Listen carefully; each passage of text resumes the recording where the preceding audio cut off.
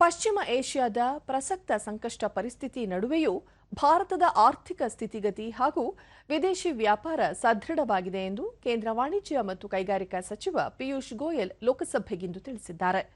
ಪ್ರಶ್ನೋತ್ತರ ವೇಳೆಯಲ್ಲಿ ಅವರು ಭಾರತ ಸರಕು ಸಾಗಣೆಗಿಂತ ಸೇವಾ ರಫ್ತು ಆಧಾರಿತ ರಾಷ್ಟ್ರವಾಗಿದ್ದು, ಈ ವಲಯದಲ್ಲಿ ಜಾಗತಿಕವಾಗಿ ರಾಷ್ಟ್ರ ಮುಂಚೂಣಿಯಲ್ಲಿದೆ. ಕಳೆದ 3-4 ವರ್ಷಗಳಿಂದ ದೇಶದ ವ್ಯಾಪಾರ ಶಿಲ್ಕು ಜಿಡಿಪಿಯ ಶೇಕಡಾ 1.2ರಲ್ಲಿ ಮುಂದುವರೆದಿದೆ ಎಂದರು. ಹಾರ್ಮುಜ್ ಜಲಸಂಧಿಯಲ್ಲಿ ಸಮಸ್ಯೆ ಉಂಟಾಗಿದ್ದರೂ ಭಾರತದ ಸರಕು ಸಾಗಣೆ ಸ್ಥಿರವಾಗಿದ್ದು, ಮಾರ್ಚ್ ಮೊದಲ ವಾರದಲ್ಲಿ ತುಸು ಇಳಿಕೆಯಾಗಿತ್ತು. ಆದರೆ ಎರಡನೇ ವಾರದಲ್ಲಿ ಮತ್ತೆ ಸಕಾರಾತ್ಮಕ ಬೆಳವಣಿಗೆಯಾಗಿದೆ ಎಂದು ವಿವರಿಸಿದರು.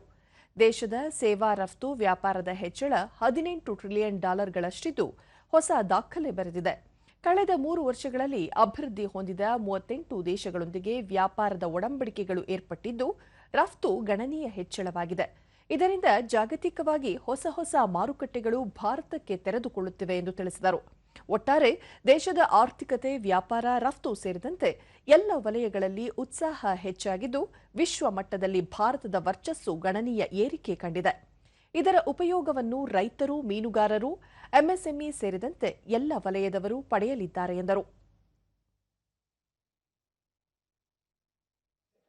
4 साल पहले ऐसी परिस्थिति में हमने सिर्फ एक आंकड़ा देखने के बदले व्यापक रूप से निर्यात कैसे होगा, किन चीजों में कंपेटिटिव एडवांटेज है, यानी विश्व के सब देशों के सामने हमारी स्पर्धा में खड़े रहने में कैसी चीजें हैं, कौन से वो वस्तु हैं, कौन सी वो सेवाएं हैं जिसमें हम स्पर्धा में आगे जा सकते हैं.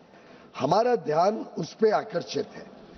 और जिस तेजी से आखिर आज की इतनी बड़ी दुनिया में जो संकट है, उसमें कोई भी सोच सकता था स्ट्रेट ऑफ हॉर्मुज में शिप्स जा नहीं सकती हैं, फ्रेट 3 गुना हो गया है, इंश्योरेंस मिलता नहीं है. इस सब के बावजूद पिछले महीने फरवरी तक हमारा ट्रेड गुड्स का भी, सर्विसेज तो चलो शिप से नहीं जानी है, सर्विसेज में तो हर महीने बढ़त हो रही है, लेकिन गुड्स भी फरवरी तक फ्लैट है, घटा नहीं है.